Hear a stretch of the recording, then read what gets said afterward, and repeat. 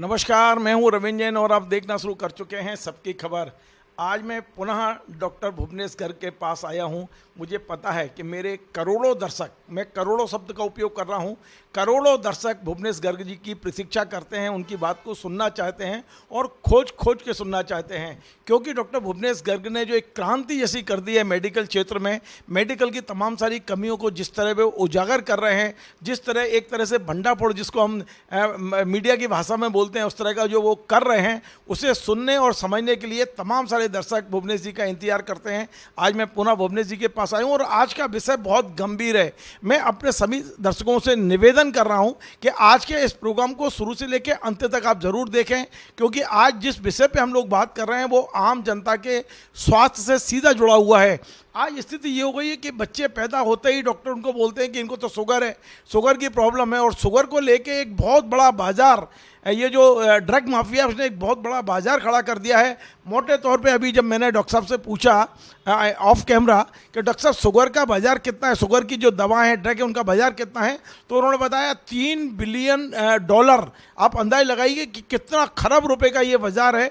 और सच्चाई है कि इन शुगर को लेकर तमाम सारी इंटरनेशनल रिपोर्ट्स जो आ रही हैं, उसमें इसके पैरामीटर्स को चेंज किया जा रहा है। बार बार बताया जा रहा है कि आपकी जो फास्टिंग शुगर है 150 तक आपको कोई खतरा नहीं है। हम HbA1c की बात करें तो आपको 7.5 तक कोई खतरा नहीं है, लेकिन इसके बाद भी आपकी 120 प्लस होते ही आपको दवाइयाँ शुरू कर देते हैं।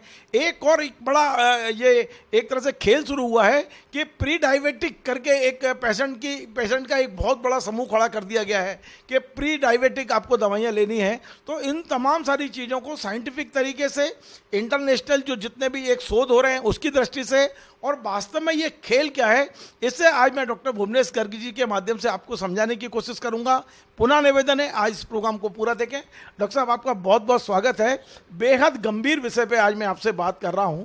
पहले तो मैं आपको बधाई दे रहा हूं कि आपका जो पिछला कार्यक्रम था वो 1 करोड़ से ज़्यादा लोगों ने देखा, और आपको देखने और ढूंढने वालों की संख्या आप निरंतर बढ़ती जा रही है, तो मैं आपको बधाई देता हूं।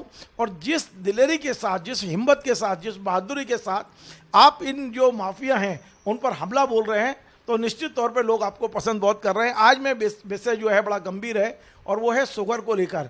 डॉक्टर साहब, हम जब डॉक्टर के पास जाते हैं तो डॉक्टर हमको 120 के ऊपर शुगर होते ही दवाई शुरू करता है। बोले अब तो ये तुम्हारी ज़िंदगी भर चलनी है, आपके मृत्यु के बाद ही ये दवाई छूटेगी। ये इस तरह की बात है। डॉक्टर पहली मीटिंग में ये बात बोल देते हैं कि अब आपको शुगर हो गई और ये जीवन भर चलने वाली चीज़ है आपको।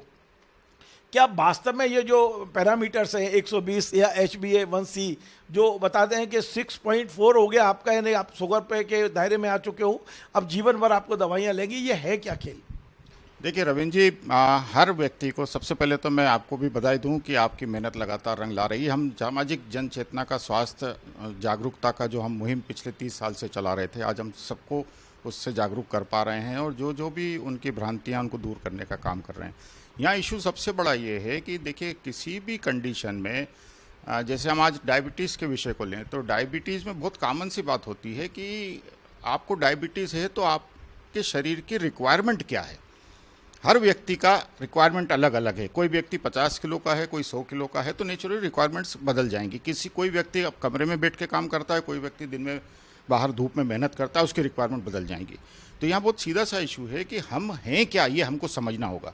तो मैं हर व्यक्ति को ये कहता हूँ कि आप अपने शरीर को पहले समझिए, आप अपनी मेटाबॉलिक एक्टिविटी को समझिए। मेटाबॉलिक एक्टिविटी शरीर की एक्टिविटी के हिसाब से शुगर बनाने की क्रिया को हम या उसको स्टोर करने की क्रिया को मेटाबॉलिक एक्टिविटी कहते हैं।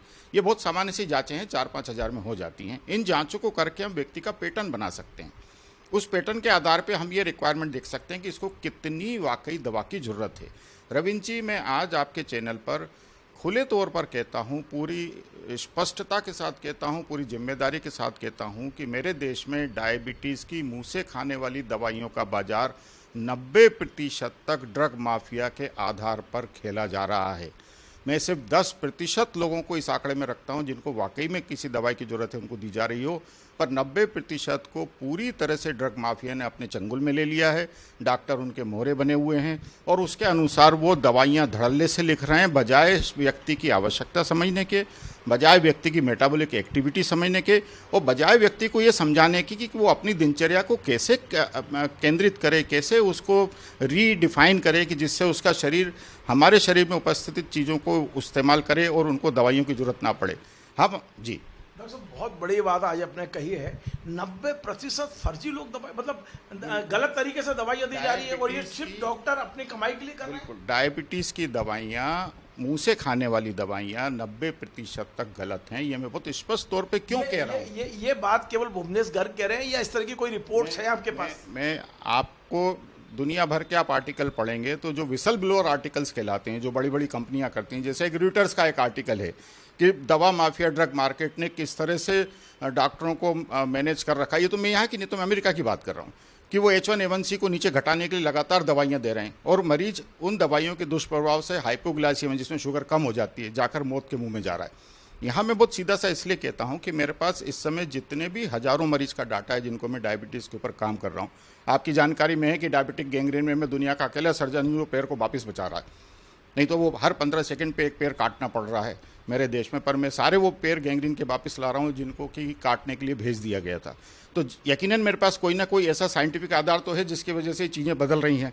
तो जब हम इन मरीजों की मुँह से खाने की डायबिटीज़ की दवाइयाँ बंद करते हैं, इनके पैरों में बहुत तेज़ी से सुधार आता है। और इंसुलिन पर हम इन मरीजों को शुरू के कुछ दिन लेते हैं क्योंकि शुगर इनकी 400-500 चल रही होती है डायबिटीज़ की दवाइयाँ चलने के बाद भी। तो तेज़ी से शरीर सुधरना चालू होता है, शरीर को अच्छा लगना चालू होता है। सारे मरीज कहते हैं डॉक्टर साहब बहुत अच्छा लग रहा है, अब तो शरीर में ताकत आ गई, अब तो शरीर में अच्छी नींद आती है, अब तो खूब अच्छा भूख लगती है, और उनकी शुगर धीरे धीरे कंट्रोल होते हैं। ये सारे के सारे जो मरीज हज़ारों की संख्या में, आज मैं फिर कह रहा हूँ कि जो हज़ारों की संख्या में जो मेरे पास मरीज हैं, उन सब की शुगर नॉर्मल चल रही है और किसी तरह की उनको इंसुलिन की भी ज़रूरत नहीं पड़ रही है। उन सब का हम 6-6 महीने पे H1A1C करा रहे हैं, तो किसी का 5 मिलता है, किसी का 6 मिलता है। ये अपने आप में प्रत्यक्ष प्रमाण है कि इन सबको दवा गलत चल रही थी। इसलिए मैं इन आंकड़ों के ऊपर आता हूं कि इन दवाइयों दवा गलत ले रहे हैं तो उसके तो साइड इफेक्ट होंगे। तो ढेर साइड इफेक्ट आते हैं ना। पैर काला पड़ रहा है, क्या साइड इफेक्ट? पैर काला पड़ रहा है, किडनी को परेशानी हो रही है, पूरे शरीर में इन दवाओं के जो टॉक्सिक इफेक्ट हैं उसकी वजह से मरीज लगातार बीमार महसूस करता है, उसकी पूरी स्थिति खराब रहती है। अब जैसे हम दवाइयों की बात करें तो किसी भी दवाई का एक असर हो सकता है, लेकिन उस दवाई के 10 साइड इफेक्ट भी हैं, 100 साइड इफेक्ट भी हैं। और आप मानेंगे नहीं, हर दवाइयों का जो आंकड़ा मैं ढूंढता जा रहा हूं तो मेरी मतलब इतनी स्थिति विकट होती जा रही है कि कैंसर मुंह से खाने की सभी दवाइयों के साइड इफेक्ट में किसी में ब्लैडर कैंसर लिखा हुआ है, किसी में पेंक्रियास कैंसर लिखा हुआ है, किसी में ब्रेस्ट कैंसर लिखा हुआ है, और इन दवाइयों के साइड इफेक्ट की कोई बात नहीं करता। आपकी दवाइयाँ, अब एक बहुत छोटा सा उदाहरण है, चलिए आज आपको डायबिटीज़ हो गई, तो डायबिटीज़ क्यों हो गई? सबसे पहले इस बात के ऊपर आकलन होना चाहिए। मेरे देश में जहाँ पर क्रियाशीलता ज़्यादा है, हर लोग सुबह से शाम तक काम करते हैं, जो भी सक्रिय इंसान हैं उस सक्रिय इंसान की फास्टिंग शुगर 150 तक नॉर्मल हो सकती है। मैं फिर कह रहा हूँ कि सक्रिय इंसान की शुगर 150 तक नॉर्मल हो सकती है। सक्रिय इंसान का H1A1C 7.5 तक नॉर्मल है। आप उस तक आप बिल्कुल भी परेशान मत होइए, घबराइए नहीं। आपको इसमें किसी भी तरह के इलाज की नहीं ज़रूरत है। मैं बहुत साफ स्पष्ट शब्दों में कह रहा हूँ कि अगर आपका H1A1C 7.5 से नीचे रहता है, आपको कोई परेशानी की ज़रूरत नहीं है, पहली बात। दूसरी बात, आपको जो दवाइयाँ दी जाती हैं, आपको उन दवाइयों पर अपना मनोवैज्ञानिक और साइंटिफिक सिस्टम अप्लाई करना चाहिए। आपको सुबह दोपहर शाम के हिसाब से दवाइयाँ दे दी जाती हैं। रविंद्र जी, आप मुझे ये बताइए कि आप ओवरनाइट फास्टिंग, आपने रात को खाना खाया है, सुबह आप उठे हैं, तो आपकी सुबह शुगर कितनी होगी? नेचुरली सबसे नीचे की तरफ होगी वो। अब सबसे नीचे की तरफ में आपने तो यंत्रवत मशीनी अंदाज में डॉक्टर ने बोला कि सुबह उठ के 2 गोली खाना है, आपने 2 गोली खा ली। अब क्या होगा 10 मिनट बाद, 15 मिनट बाद वो शुगर जाने लगेगी नीचे। जहाँ शुगर नीचे जाने लगती है तो शरीर अपने हजारों हार्मोन सिस्टम के जरिए, ब्रेन से लेके पेंक्रियास तक 2500 जरिए से शुगर बनाने की कोशिश करता है कि शुगर तो नीचे जा रही है, उसे तो नहीं पता क्यों नीचे जा रही है। दवाई गई, शुगर नीचे हुई, आपने बॉडी ने शुगर बनाना चालू की, तो जो आप 2 घंटे बाद शुगर चेक करते हैं वो 400 मिलती है। ये सीसा इफेक्ट धीरे धीरे सेट हो जाता है, दवाइयों का कोई असर नहीं होता। शुगर आपको जब देखेंगे आप 300-400 मिलेगी। आप ही के सामने एक मित्र हमारे पास आए थे, 15 दिन पहले हमने उनकी दवाइयाँ बंद करवा के उनको हमारे इनोवेटिव डाइट प्लान और एक्सरसाइज प्लान के ऊपर लिया था। आज वो 150 पे मेंटेन कर रहे हैं बिना किसी चीज़ के। और पूरा खुल के कहते हैं डॉक्टर साहब इतनी बढ़िया नींद आती है, डॉक्टर साहब इतनी अच्छी भूख लगती है। आपको समझना पड़ेगा कि आपके शरीर की रिक्वायरमेंट क्या है, आपको समझना पड़ेगा कि आपके शरीर को कितनी मेहनत करना चाहिए। आप मेहनत नहीं करेंगे, आपके शरीर में शुगर इकट्ठा होगी। डॉक्टर साहब, आप ये सारी चीज़ें जो बता रहे हैं बड़ा आश्चर्यजनक है, और खासकर दर्शकों के लिए जो इन सब चीज़ों को नहीं जानते हैं। लेकिन ये सारी चीज़ें जब आपके पास है तो क्या भारत सरकार के पास नहीं है? सरकार क्यों छूट दे रही है 90% लोगों को बीमार बनाने की, 90% लोगों को गलत दवाइयाँ देने की? क्यों छूट दे रखी है? क्यों नहीं इन पर कार्रवाई हो रही है? रविंद्र जी, कार्रवाई कैसे होगी? आप याद कीजिए कि हम इस मुहिम को तो 20 साल से चला रहे हैं, तो सारे हमले, सारे फर्जी केस तो हमारे खिलाफ खड़े हुए। ये माफिया बहुत बड़ा खेल करता है। उस माफिया में सिर्फ दवा बनाने वाला नहीं होता, उसमें अधिकारी भी होता है, नेता भी होता है, मंत्री भी होता है, पुलिस भी होती है, आयकर वाला भी। ये सब मिलकर कॉकस बना लेते हैं कि जो विसल ब्लोअर है उसको निपटाओ, ताकि हमारा सिस्टम चलता रहे। अब होता क्या है कि आप देखिए, कोविड में मार्च 2020 में हमने कहा कि कोविड में कोई दवाई कारगर नहीं होगी, आप दवाइयाँ बिल्कुल ना लें, कोविड में आपको खुले में रहना है। ये हमने मार्च 2020 में सारे आर्टिकलों में, सारे चैनल्स में हमने कहा था, आपको बंद कमरे में नहीं जाना है, आपको किसी भी ऐसी भीड़ की जगह में नहीं जाना है। लेकिन हुआ क्या? आपने कोविड में सारी फर्जी दवाइयाँ दी, जो हमने बाद में सारी फर्जी साबित हुई। रेमडेसिविर से लेकर सब की, रेमडेसिविर तो ड्रग कंट्रोलर ने ओटीसी में रजिस्टर कर दी थी कि ताकि इसकी कोई सुनवाई ना हो और लूट मची रहे। तो जो इतनी गंभीर दवा थी, जहरीली दवा थी, वो ओटीसी में कैसे जा सकती थी? तो यहाँ कहने का अर्थ ये है कि हमारा जो सिस्टम है, हमारे जो देश में जो लोग बैठे हैं, जो इन चीज़ों को कर रहे हैं, उन्हें परमिशन देने के अलावा और किसी चीज़ से मतलब नहीं है। डॉक्टर साहब, ये जो अंतर्राष्ट्रीय स्टडी होती रहती है, लगातार चलती रहती है, शुगर को लेकर पहले पैरामीटर्स क्या थे और आज क्या हैं, और ये पूरा ऑन रिकॉर्ड क्या है? मैं बिल्कुल साफ साफ चीज़ों को बताता हूँ कि शुगर को लेकर ही नहीं, किसी भी तरह की ड्रग्स को लेकर ड्रग कंपनी, ड्रग माफिया बहुत सारे, सबसे पहले तो पेड आर्टिकल मैं उनको कहता हूं कि इन कंपनियों के पेरोल पर डॉक्टर्स होते हैं, बड़े बड़े शहरों के होते हैं, बड़े बड़े देशों के होते हैं, उनसे वो लगातार फर्जी आर्टिकल लिखवाते हैं। उन आर्टिकल के जरिए वो अपनी दवा को जस्टिफाई करवा देते हैं। जब वो आर्टिकल में दवा जस्टिफाई हो जाती है तो फिर वो सिस्टम बैठा है उस दवा को बनवा के बिकवाने वाला, वो अपना पैसा लेके अपना काम कर देता है। अब वो दवा मार्केट में जाती है। जैसे मैं कहूँ कि एक दवा 2010 में डायबिटीज़ के लिए एक्टर, उसका कमर्शियल नाम रखा गया था, ग्लिटिजॉन टाइप का कुछ उसका इंटरनल नाम है। उस दवा को लेकर बहुत हंगामा मचाया गया इसी तरह से पेड आर्टिकल के जरिए, अरे बड़ी अच्छी दवा मिल गई है, उससे बहुत अच्छा रिजल्ट होगा। आप मानेंगे नहीं, 2010 में वो दवा लॉन्च हुई थी, 3 साल निकलते निकलते ब्लैडर कैंसर के ढेर केसेस सामने आने लगे, हार्ट स्ट्रोक के केस सामने आने लगे। अल्टीमेटली उस दवा को बंद करना पड़ा। क्यों? कहाँ फॉल्ट था? फिर बिना स्टडी के मार्केट में उतारा गया, बिना किसी उसको उतारा गया। जिन लोगों को नुकसान हुए उसका क्या हुआ? तो इसी तरह से जब मैंने सारी ओरल मुंह से खाने वाली डायबिटीज़ की दवाइयों के साइड इफेक्ट देखना चालू किए तो मेरी आंखें फटी रह गई कि मैं क्या पढ़ रहा हूँ और मैं क्या कर रहा हूँ। और ये जब मैं पढ़ सकता हूँ तो ये पूरी दुनिया के डॉक्टर क्यों नहीं पढ़ सकते? लेकिन कमर्शियल मार्केट इतना तगड़ा है, आप देख सकते हैं कि कितने खरबों अरबों रुपए का ये व्यापार है कि एक जरा सी दवा जो कि कचरा है, जहर है, जिससे नुकसान हो सकता है, उसको बेचने के लिए सब आतुर हैं। डॉक्टर साहब, पहले मैं एक था, आज से हम 30 साल पहले की बात करें तो पूरे मोहल्ले में एक आध कोई व्यक्ति हुआ करता था जिसको शुगर होती थी। आज एक घर में 3-3, 4-4 लोगों को हो रही है, और अब तो 8 साल के बच्चे को शुगर। ये क्यों हो रहा है? इसलिए हो रहा है कि देखिए, हमारे पूरे मानवीय समाज में खाने पीने का पूरा सिस्टम बदल गया।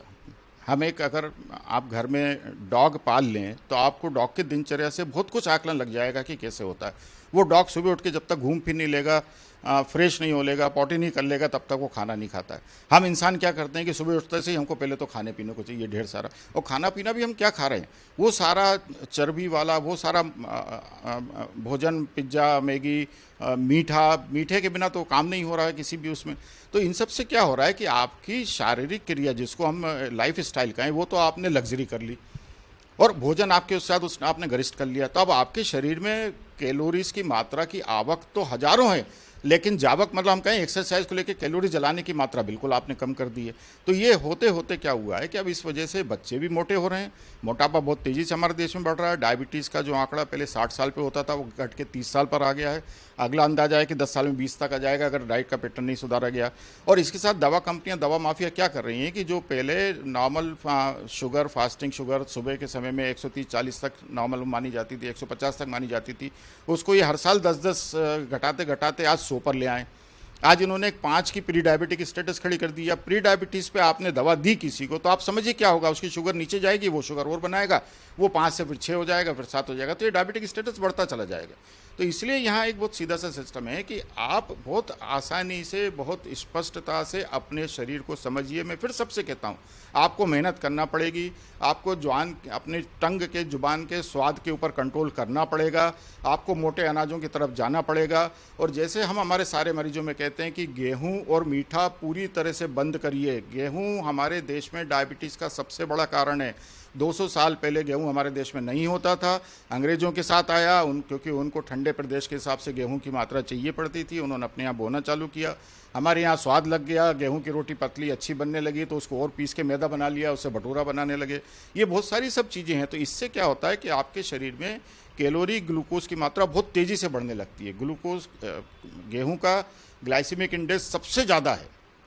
तो हम ये कहते हैं कि बहुत सारे हमारे मरीज कहते हैं साहब हम तो कुछ खाते ही नहीं, कहाँ से पता नहीं शुगर आ रही। तो आपका शरीर चौतरफा शुगर बना रहा है, ये आपको समझना होगा। और फिर ये दवाइयाँ उसकी शुगर को बढ़ाने का काम करती हैं। यहाँ पर मैं ये नहीं कह रहा हूँ कि आप मेरी बात सुन के दवाइयाँ बंद कर दीजिए। आपके शरीर में क्या क्या परेशानियाँ हैं, क्या क्या चीज़ें हैं, आप अपने डॉक्टर से बात करिए, उस डॉक्टर से समझिए कि मेरे को इन दवाइयों की कितनी ज़रूरत है और मेरे को लगातार दवाइयाँ बढ़ती क्यों जा रही हैं, ऐसा क्या कारण है। डॉक्टर तो वही बोलेगा जो ड्रग माफिया बोल रहे हैं। तो अगर डॉक्टर वही बोलेगा तो मैं आपके जरिए सबको मैसेज देना चाहता हूं कि मेरे व्हाट्सएप नंबर पे आप अपनी परेशानी मैसेज कर दीजिए। मुझसे जो संभव हो सकेगा मैं आपकी मदद करने को तैयार हूं। आप अपने शरीर की मेटाबॉलिक एक्टिविटी को समझिए, अपने शरीर की नीड को समझिए। मेहनत और स्वाद पे कंट्रोल करके आप 90% तक दवाइयाँ हटा सकते हैं। इसका सीधा सा अर्थ है कि 90% दवाइयाँ आपकी गलत चल रही हैं। डॉक्टर साहब, मैं अपने बचपन की बात करूं, हम लोग जब छोटे थे तो पंगत में खाना खाते थे। 5 तरह की मिठाइयाँ आती थी, पांचों खा जाते थे और हम लोगों को कुछ भी नहीं होता था। आज स्थिति ये है कि कोई मिठाई देता है तो एक टुकड़ा तोड़ते हैं यार कि भाई शुगर बढ़ जाएगी। इतना ये भय और ये डर पैदा कर दिया है समाज ने कि ना हम कुछ खा पाते हैं, ना हम ठीक से जीवन जी पाते हैं। क्या मतलब ये किस तरह का एक लाइफ हो गई है? देखिए, जब पंगत की आपने बात की है तो पंगत में बैठ के भोजन करने का एक अलग सिस्टम होता था। पंगत में आप पहले 6 घंटे मेहनत कर लेते थे सबको जिमाने के लिए, क्योंकि यही सब कार्यकर्ता होते थे, यही सब जीमने वाले होते थे। तो पंगत में बैठने वाला हर आदमी पहले श्रम कर लेता था या जीमने के बाद श्रम कर लेता था कि भाई अब मैं पुरस्कारी करता हूँ, मैं अब सबको कर देता हूँ। तो ये व्यवस्था तो खत्म हो गई। आज आप डाइनिंग टेबल पे बैठ रहे हो या आप बफेट में खड़े होकर प्लेट में लेके खा रहे हो, जिसमें सब मिल के सारा कचरा बन गया है, वही आपने खा लिया। स्वाद तो रहा नहीं किसी चीज़ में। या 2 चम्मच दाल चावल खा के आदमी चल देता।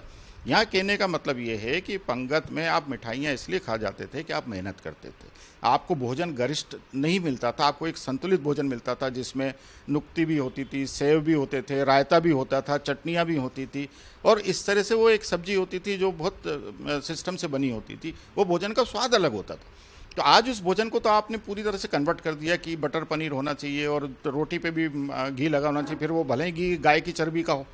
तो इशू क्या है कि हम जब तक ये नहीं समझेंगे कि हमारे शरीर को भोजन कितना चाहिए। मैं हर डायबिटिक को, आज मैं फिर आपके चैनल पे कह रहा हूँ, आप अपने आप को श्रम में झोंक दीजिए, जिससे आप जितनी आपके शरीर से मेहनत हो सके वो कीजिए। गेहूं और मीठा बंद कर दीजिए। और तीसरी चीज़, अगर आप अपने भोजन में 60 to 70% सलाद, सब्जियां, दालें इनका प्रयोग करेंगे और गेहूं का प्रयोग नहीं करेंगे तो आपकी शुगर की गोलियों की रिक्वायरमेंट बहुत कुछ कम हो जाएगी। और अपने शरीर को आप ही को समझना पड़ेगा। मैं यहाँ फिर कहता हूँ कि आप डॉक्टर के पास जाते हैं, वो आपको एक डाइटिशियन के पास भेज देता है। मेरे देश में डाइटिशियन का रोल क्या है मुझको ये समझना होगा। मैं आपको भी वही समझाना चाहता हूँ कि किसी भी सिस्टम में जब तक कि आपके मेडिकल एक्सपर्ट ने, जिसमें चाहे डाइटिशियन हो, अगर मेडिकल एनाटॉमी नहीं पढ़ी है, अगर फिजियोलॉजी नहीं पढ़ी है, अगर फार्मेकोलॉजी, दवाओं की क्या है वो नहीं पढ़ा है, वो आपके शरीर को नहीं जानता है, तो वो आपका डाइट चार्ट कैसे बना के देगा। उसके पास छपे हुए 6 पन्ने होते हैं, उसमें 50 जगह टिक लगा देता है। अब आप क्या समझेंगे उसमें। तो इसलिए वो सिस्टम को तोड़ना होगा। एक्सपर्ट को विशेष तौर पे इसमें बहुत सीधा सा डाइट चार्ट है। आप जो खाते हैं, जिस समय पर खाते हैं, जिस व्यवस्था से खाते हैं, जो 50 साल से आप जिस पैटर्न पे खाते चले आए, उस पैटर्न को नहीं बदला जा सकता।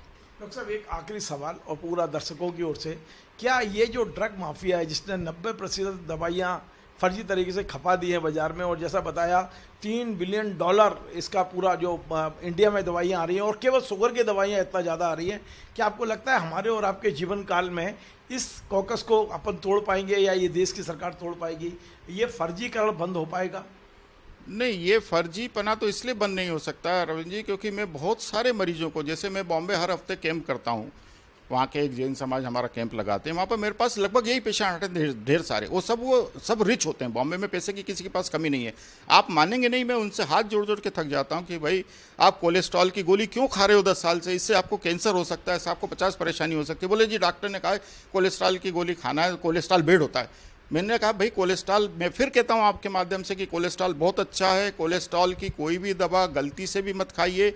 हाँ, चर्बी के नाम पर ट्राइग्लिसराइड खराब होता है, लेकिन ट्राइग्लिसराइड आपके मेहनत करने से घटेगा, आपकी दवाई से नहीं घटेगा। अगर आप सुबह खाली पेट ट्राइग्लिसराइड कराएंगे तो वो कम होगा। आप एक चर्बी वाला भोजन, छोला भटूरा, हलवा टाइप का आप खा के चले जाइए, वो ट्राइग्लिसराइड खाने के तुरंत बाद 500 पहुँच जाएगा। तो इसका सीधा सा अर्थ है, और यही ट्राइग्लिसराइड खून की नसों में जमता है, जो आपके अंदर हार्ट अटैक का और दूसरी चीज़ों का कारण बनता है। इसलिए आप कोलेस्ट्रॉल को लेकर बिल्कुल परेशान ना हो। जो लोग कोलेस्ट्रॉल की दवा खा रहे हैं उनके शरीर में 50 परिवर्तन हो सकते हैं। हमारे कई मरीजों को बॉम्बे में रैशेज हुए, ब्रेस्ट कैंसर तक हुआ। हमने उनको समझाया कि इसके साइड इफेक्ट में लिखा हुआ है ऑलरेडी, पर उनके डॉक्टर मानने को तैयार नहीं। तो यहाँ ये समझना बहुत ज़रूरी है कि आप दवाई को दवाई के तौर पे ही लें। आप दवाई को भोजन के तौर पे ना लें कि आपको लिख दिया गया है और आप दिन भर खाते चले जा रहे हैं, आप खाने की तरह खा रहे हैं और ज़िंदगी भर खाते चले जा रहे हैं। ये संभव नहीं है। डॉक्टर, एक सवाल और रह गया है, वो भी मैं पूछ ही लेता हूँ। अभी बीच में आपने कहा था, उसको थोड़ा मैं विस्तार से समझने की कोशिश कर रहा हूँ कि शुगर की अनावश्यक दवाइयों से कैंसर की स्थितियाँ बन रही हैं। बिल्कुल। ऐसी क्या स्टडी है आपके पास में जिससे ये सिद्ध किया जा सके कि हम अनावश्यक दवाई खाने से किस किस तरह के कैंसर हो रहे हैं, और इसको प्रमाणित कैसे करेंगे? देखिए, प्रमाणित हमें करने की ज़रूरत नहीं है। ये सारा डाटा पब्लिक डोमेन में अवेलेबल है। आप दवा कंपनी, आप कोई भी ड्रग का नाम, जैसे मैंने कहा ना कि आप ग्लिप्टिन्स खोलिए, उसके अंदर आप ग्लिटेजॉन खोलिए, उसके अंदर जो आपकी दवाई है उसमें आप पढ़ लीजिए क्या लिखा है उसके अंदर। आप जब नेट पे डालेंगे कि इसके साइड इफेक्ट, तो वो सारे साइड इफेक्ट खोल देगा। जैसे मैंने कहा ना कि एक्टर यानी ग्लिटेजॉन एक जो दवा थी जो 2010 में लॉन्च हुई, कि बड़ी अच्छी दवा आ गई और सब बहुत एकदम से पूरी, क्योंकि ये माफिया एक झटके से खेलता है, सबके पास मैसेज पहुंच जाता है, सब दवाइयाँ लिखना चालू कर देते हैं। बहुत बहुत तेज़ी से उसके ऊपर हुआ और सिर्फ 3 साल आते आते ब्लैडर कैंसर सामने आने लगे। तो ये आंकड़ा तो पब्लिक में है, हर दवा के साथ ऐसा साइड इफेक्ट्स में लिखा हुआ है। पैंक्रियाज के कैंसर, ब्रेस्ट के कैंसर, ये समझाने की या हमको सर्टिफाई करने की जरूरत दवाई का वो जो रेपर रहता है क्या उसमें लिखा होगा? उसमें भी लिखा होगा, पर इतने बारीक शब्दों में होगा कि पढ़ने के लिए आपको चश्मा बहुत पावर का लगाना पड़ेगा, क्योंकि ये सब 40-50 साल के प्रेस, मतलब हमारे पढ़ने के चश्मे लगे होते हैं, तो उतने छोटे शब्द कैसे पढ़ेगा आदमी? पर नेट पे आप बड़े शब्दों में देख सकते हो उसको। बहुत बहुत धन्यवाद। तो आपने डॉक्टर भुवनेश गर्ग जी, आज उन्होंने बड़ी महत्वपूर्ण जानकारियां आपको दी हैं। डॉक्टर साहब ने बड़ी सहजता से ये भी कहा है कि आज इसके साथ ही भी अपना व्हाट्सएप नंबर भी यहाँ डिस्प्ले कर रहे हैं स्क्रीन पे। यदि आप डॉक्टर साहब से कुछ सलाह लेना चाहें तो वो आपकी मदद को तैयार हैं। लेकिन इस देश में शुगर को लेकर जो खेल चल रहा है, अंदाज लगाइए, डॉक्टर साहब का कहना है कि 90% लोगों को शुगर नहीं है, लेकिन फिर भी वो दवाई खा रहे हैं, और इस दवाई का जो साइड इफेक्ट हो रहा है वो कैंसर के रूप में हो रहा है। ये तमाम सारी चीज़ें उस पर सब कुछ ऑनलाइन डली हुई हैं सारी की सारी, लेकिन हम लोग स्टडी नहीं कर रहे हैं। हम डॉक्टर के पास जा रहे हैं, डॉक्टर अपने स्वार्थ के लेके हमें शुगर है या नहीं है इसकी भी कोई वो नहीं कर रहे हैं जाँच। जैसा डॉक्टर साहब ने कहा कि अब पैरामीटर बदल चुके हैं, आज के पैरामीटर हैं 150 तक शुगर नॉर्मल मान सकते हैं, HbA1c आपका 7.5 तक नॉर्मल मान सकते हैं। लेकिन हम देख रहे हैं कि 100 के ऊपर जैसे आपकी शुगर जाती है, आपकी दवाई शुरू कर दी जाती है। तो ये जो डॉक्टर अपने स्वार्थ के लिए काम कर रहे हैं, आज डॉक्टर साहब ने, भुवनेश गर्ग जी ने एक बहुत सारी जानकारी आपको दी है। उम्मीद है ये जानकारी आपके लिए उपयोगी होंगी, और आप एक नहीं 2-2, 3-3 डॉक्टरों से कंसल्ट करने के बाद ही इस तरह की दवाइयाँ लें, क्योंकि इस तरह की दवाइयों के साइड इफेक्ट हैं वो हमें और भी ज़्यादा बुरी बीमारियों को धकेलने का काम कर रहे हैं। आपको हमारा ये कार्यक्रम पसंद आए तो आप इसे शेयर करें, लाइक करें, कमेंट करें, और आपसे बार बार निवेदन है हमारे इस चैनल को सब्सक्राइब अवश्य करें। धन्यवाद।